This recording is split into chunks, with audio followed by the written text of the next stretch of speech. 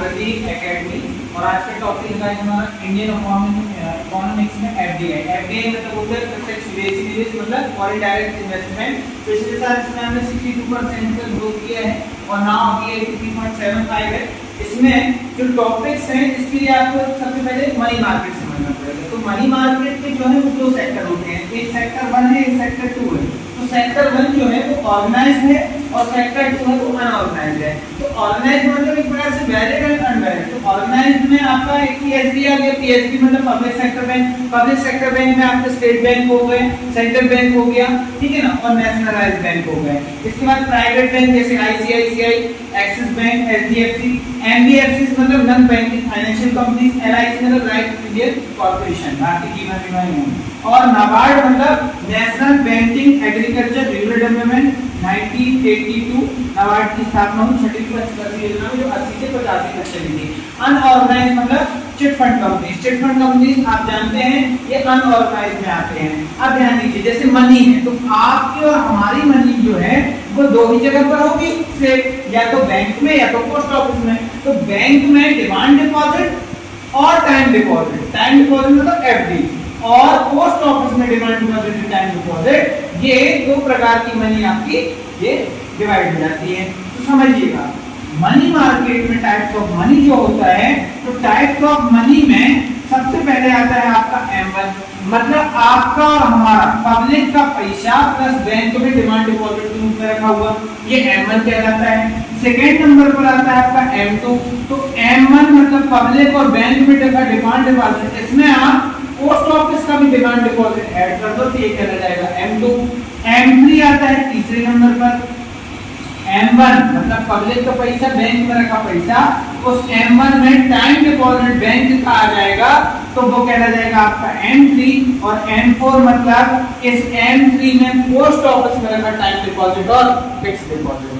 Time deposit और fix deposit एक ही है, मतलब आपका बैंक में रखा डिमांड डिपॉजिट, पोस्ट ऑफिस में रखा डिमांड डिपॉजिट, आपका बैंक में रखा एफडी और पोस्ट ऑफिस में रखा एफडी, ये मनी के चार टाइप्स में डिवाइड हो जाता है। क्लियर है? अब ध्यान दीजिएगा M1 और M2 मतलब मनी के जो टाइप है M1 और M2 उन दोनों को मिलाकर बोला जाता है नैरो मनी, और M3 और M4 को मिलाकर बोला जाता है ब्रॉड मनी। क्लियर है? ओके।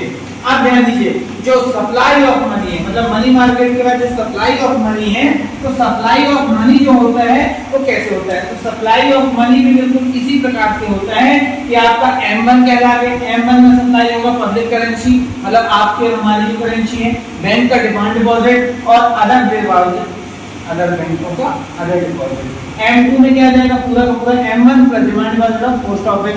M3 में क्या जाएगा टाइम डिपॉजिट या एफडी प्लस बैंक में, और M1 आपका पूरा का पूरा M3 जो है वो क्या है total deposit of post office, मतलब जितना भी डिपॉजिट है पोस्ट ऑफिस का पूरा का पूरा। तो जिस प्रकार से मनी के टाइप्स हैं उसी प्रकार से मनी का क्या होगा सप्लाई होगा। इन द सेंस अगर आपको मान लीजिए 500 रुपए चाहिए तो मैंने कैश दे दिया, 5000 चाहिए तो मैंने डिजिटल यूपीआई कर दिया, अगर आपको 1 लाख रुपए चाहिए तो फिर मैं उसको क्या करूंगा, मैं उसको डिमांड डिपॉजिट के रूप में करूंगा। क्या समझ में आ रही है?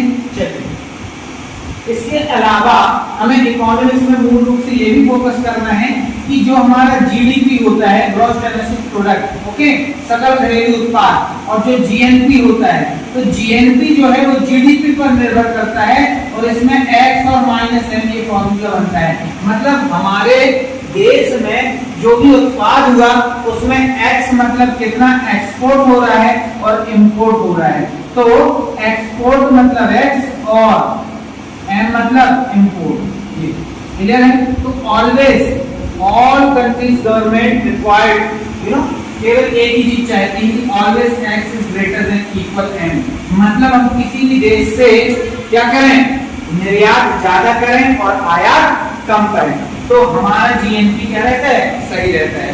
ये है नेशनल लेवल पर प्रोडक्ट मतलब, और जीडीपी पर बेस्ड होता है मतलब क्या gross domestic product. Is that clear? Yes. अच्छा जो एक्सपोर्ट इंपोर्ट है इस नाम का एक बैंक भी है जिसे हम बोलते हैं एक्सिम, और एक्सिम का मतलब होता है एक्सपोर्ट और इंपोर्ट वाला बैंक। Is that clear? तो ये पूरा हमारा इकोनॉमिक्स का टॉपिक था और एफडीआई पर बेस्ड था। एफडीआई मतलब प्रत्यक्ष निवेशी कर मतलब फॉरेन डायरेक्ट इन्वेस्टमेंट, मतलब हम यहाँ से जाकर और विदेश में कोई इन्वेस्ट कर दें या कोई दूसरे मुल्क का आके भारत में निवेश कर दें, कोई भी कंपनी, ठीक है, तो वो क्या रहता है आपका इन्वेस्टमेंट। क्लियर है? Anyone any doubt, any questions? Thank you so much.